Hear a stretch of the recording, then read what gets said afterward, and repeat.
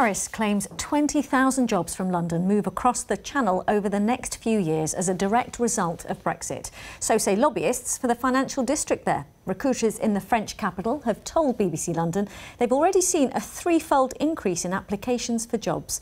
So how will London rise to this potential challenge? Here's our Brexit reporter, Marc Ashdown. From ringing the bells to flying the flag to an outright charm offensive. Since the day after the referendum, Paris has been courting London's business. Just walking round La Défense area, Paris's square mile, it is every inch a mini Canary Wharf. Development here has accelerated in recent months. They now predict 20,000 current and future jobs will end up here as a result of Brexit. We have a regular dialogue with the City of London, and we will keep it whatever will happen. But in the same time, Paris and some other cities will increase in size and develop more activities in the financial sector. London will remain, but will decrease a little bit. With all due respect, you're the salesman for the jobs, though. You will say lots of jobs are coming. We are very convinced that London will keep an international position, but the uncertainty is so big that the companies now have to move. It's not just the financial sector. Lots of businesses are attracted by President Macron's more generous tax and labour policies. So here we are, you can see some of our premium products. We're often considered the Apple of the lighting industry. John Cullen Lighting has been a Chelsea institution since 1987. On Monday, they opened a brand new office in Paris. We have seen that it's gone slightly quiet. Investors are quite sort of nervous in London. And whether investors put their money in London or other international markets, often that doesn't really matter to them. So we're trying to follow where the business is. So apart from long lunches and good weather, what's the appeal?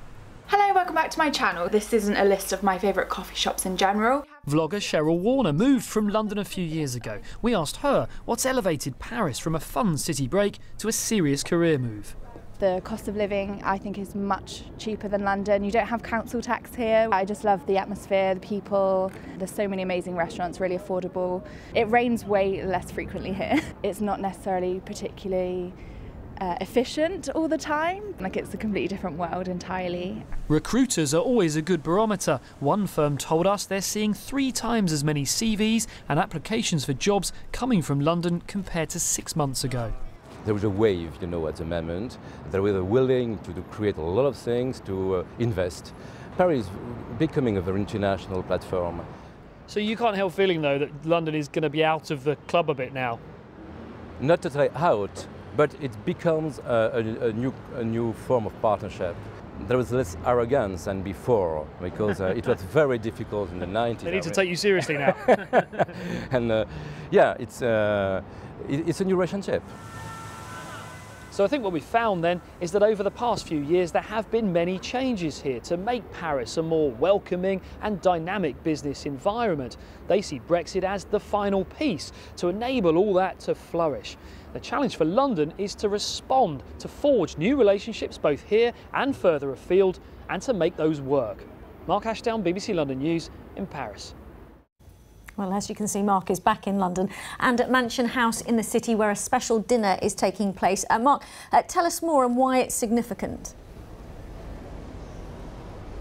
Yes, as well as Theresa May over in Brussels sits down and starts her starter with the other EU leaders. Here, there's perhaps an equally as important dinner for London, at least. This is the International Trade Banquet tonight. It's a real tuxedo and Dickie Bow affair, and it brings together companies from all over the UK, and they all hear a keynote speech from the International Trade Secretary, Liam Fox, and one imagines he will talk about what I was talking about there, the opportunities now for these companies to go out, broker deals beyond the boundaries of the EU. That, of course, a key Brexiteer ideology.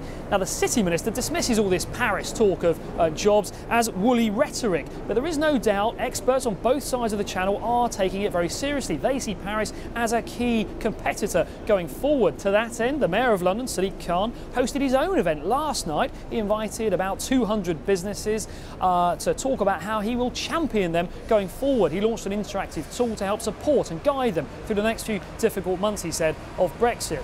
So I think we saw there Paris laying down the challenge, laying down the gauntlet. It's now up to London to respond, Chris. OK, thank you. That was Marc Ashdown, our Brexit reporter there.